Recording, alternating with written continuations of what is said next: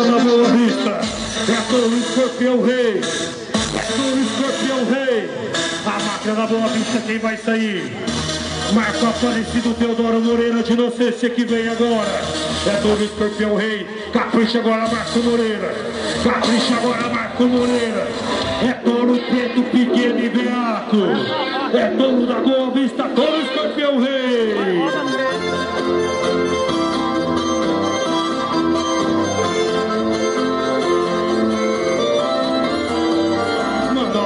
Manda um abraço, meu grande amigo Gilson, lá do site Acesso na Cidade, registrando e dando cobertura total à festa.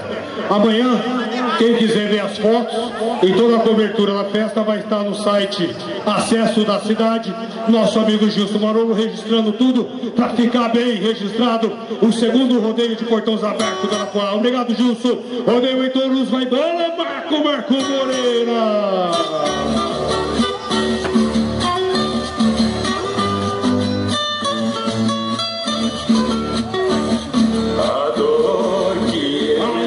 Montaria da noite tem que fechar com chave de ouro, Marcão. Você tem que fechar com chave de ouro, Marcão. Você tem que fechar com chave de ouro, porque é disputa de uma moto.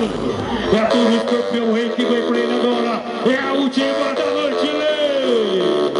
Amanhã é Henrique Soares, Fausto Moreira de novo. Amanhã tem Johnny Mato Grosso também.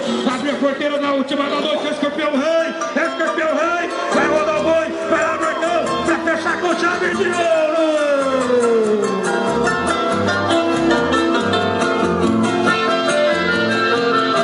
Que judiação, Billy Barreto.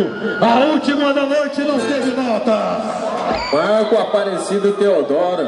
É 6,53 o tempo dele no animal Escorpião Rei da Boa Vista. Um animal muito duro, ele partiu para cima do touro com muita opinião, mas não deu para ele, venceu o touro. Tá certo, Billy. Considerações finais para a noite de sexta-feira, Billy.